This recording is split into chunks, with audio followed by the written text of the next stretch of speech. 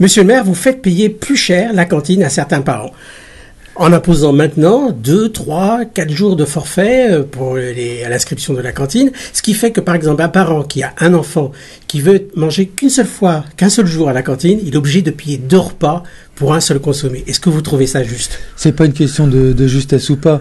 Mais quand même, il va payer 2 repas. Notre objectif n'est pas fait de faire payer plus cher les parents. Répondez, d'accord, mais répondez, ce parent-là, il paye 2 repas Nous pour... ne permettons plus le choix à la journée, c'est vrai. Oui. Mais donc il faut qu'ils mettent ses enfants deux repas. Par contre, obligé, oui. nous avons pris cette mesure pour répondre à une demande des parents. Et nous ne pouvons pas avoir les deux aspects en même temps. À la fois la souplesse et en même temps une qualité rigoureuse de notre encadrement et en centre de loisirs et à la restauration. Nous avons travaillé sur un impératif éducatif. Avoir des équipes stables, des équipes qui s'occupent bien des enfants, des équipes qui ont des belles postures éducatives. Il nous faut des équipes donc mais la stabilité, vous l'auriez en permanence. La stabilité, vous l'auriez en proposant une journée parce que vous serez au courant. Non, mais c'est pas le fait d'être au courant, c'est d'avoir les mêmes personnels tout au long de l'année qui travaillent toujours avec les enfants, que l'on forme, qui ont vraiment cette posture éducative. Il n'y aura pas de forfait une journée. Il n'y a jamais rien de rédhibitoire. J'ai demandé au service de continuer à travailler parce que notre objectif n'est pas d'embêter les familles. Notre objectif, c'est vraiment de répondre aux impératifs éducatifs qu'eux-mêmes demandaient quand ils étaient au conseil local éducatif. Jusqu'ici, nous ne pouvons pas travailler avec seulement des vacataires et peu de titulaires. Il nous faut travailler avec des titulaires en permanence et donc d'avoir des effectifs constants. Alors, il y a des jours où vous aurez moins d'enfants que d'autres. A priori, non. Ça devrait se stabiliser. Ça, c'est la loi des probabilités. Des grands nombres. Voilà. Alors, les parents, ils ont appris ça quand même tardivement à la rentrée. Vous n'y êtes pas allé un peu trop vite. Je reconnais que la mesure a été rapide. Ouais, vous avez pu prendre votre temps. Il faut reconnaître, parce qu'il y a des questions de réorganisation du travail. Il faut reconnaître que nos équipes municipales, et je les remercie, ont mené un travail fabuleux face à la réforme qui nous était imposée sur le rythme scolaire. Un travail important sur les contenus avec les TAP, ce qui est des très belles choses. Et c'est vrai qu'on a pris moins de temps de concertation sur cet aspect-là. Mais ça avait des impératifs en lien avec la réorganisation du travail de l'ensemble du personnel. Monsieur le maire, je suppose que comme de nombreuses villes, le budget de votre commune va aller en baisse, de plusieurs millions même, et vous allez faire comment? Moins de prestations, moins de personnel, des suppressions de postes, ou augmenter les impôts locaux, voire les 3 à la fois? Alors c'est un sujet grave que vous abordez parce qu'effectivement et malheureusement le budget de Gennevilliers va baisser. De combien? On s'attend à une baisse de 4 millions d'euros sur le budget de l'année prochaine et sur 10 ans jusqu'en 2020, certainement 10 millions d'euros en moins sur 10 ans que notre commune va perdre. Donc forcément ça a des conséquences.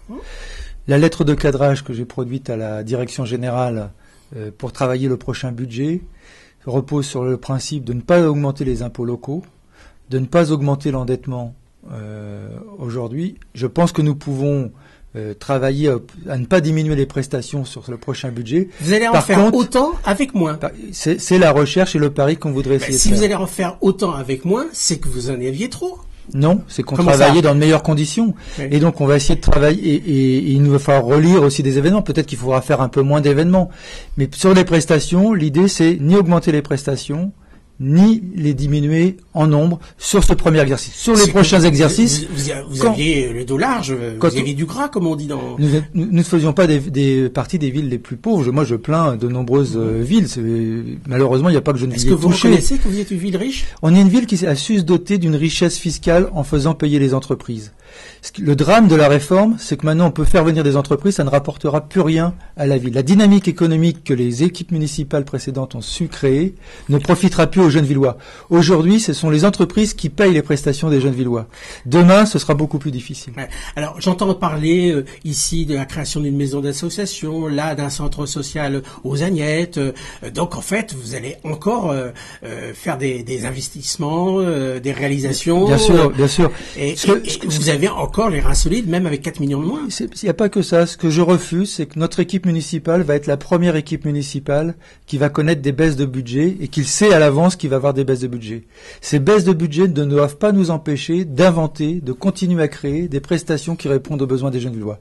Il va falloir nous travailler à faire des choix de gestion, de prendre des dispositions pour qu'il y ait des coûts moindres sur quelques mesures. Je vous entends. C'est dans la contrainte qu'il va falloir inventer pour en faire autant. Je l'ai dit à la réunion des cadres, effectivement, c'est dans la contrainte qu'on crée le mieux et le plus. Est-ce qu'il vous arrive tout de même... si on pouvait éviter cette contrainte-là, ce serait mieux. Est-ce qu'il vous arrive tout de même de penser à augmenter même légèrement les impôts? la part municipale des impôts locaux. C'est un choix que nous avons fait, nous ne l'augmenterons pas. Après, on verra les contraintes qui nous seront imposées parce que je ne connais pas la suite. Vous pensez pouvoir tenir 10 ans comme ça? Nous allons regarder, on le fera le choix avec les Gennevillois. Ce sera pas une décision de l'équipe municipale seule. C'est pas exclu ou c'est une question de principe? Pour savoir, c'est une question de principe. Non aux diminutions ou on regardera? Il y a des principes qui se regardent en fonction de l'évolution. Si on est sur les 10 millions d'euros de suppression de recettes pour la ville, ça devrait se regarder à la fin. Pour l'instant, pour l'année prochaine et l'année suivante, je suis contre l'augmentation des impôts locaux. Bon, voilà, deux années de répit. Ouais. Maintenant, la question de l'habitant. La campagne fut très difficile. Directement, ça a été enchaîné sur le terrain. Qu'on ait vu réellement les élus tout de suite redescendre, c'est magnifique, alors que souvent il y a un trou après les élections. Est-ce qu'il va pouvoir rester toujours au contact des habitants et de garder ce rythme-là? Question facile. Alors, vous allez tenir le rythme longtemps ou c'est une question de principe ou c'est comme les impôts locaux, on verra? Sur le rythme, ça fait 10 ans que je le tiens, il n'y a pas de raison que j'arrête. Oui, il y a toute une équipe, et là, vous. Et là, c'est plus facile, puisqu'il y a justement toute une équipe. Nous pouvons nous démultiplier. Une équipe de terrain, puisque tous les mois, ils vont aller en porte-à-porte. Nous faisons c'était trop facile. Toutes les semaines, je fais mes rencontres devant les écoles. Oui, c'est un choix de gestion. Oui, c'est un style que nos prédécesseurs avaient déjà. Hein. Bon, la question subsidiaire. Vous qui faites du vélo, vous en faites encore. Oui. Vous savez combien il y a de kilomètres de pistes cyclables dans votre ville? Allez, à peu près. C'est moins de 100. Peut-être un peu plus d'une dizaine de kilomètres, certainement. Et puis nous allons augmenter pour le doubler dans les prochaines années. C'est ça. Il y en a 11, monsieur le maire, kilomètres aujourd'hui. Et vous allez vers, si les services techniques m'ont bien informé, vous allez vers 25 kilomètres à l'avenir. Mais on peut faire du vélo sur toutes les voies. Hein. Donc moi je roule sur tout, même devant l'avenue Gabriel Péry où la piste cyclable n'est pas terrible. On arrête là, on se retrouve dans 2 semaines et toujours en bref, monsieur le maire. Merci.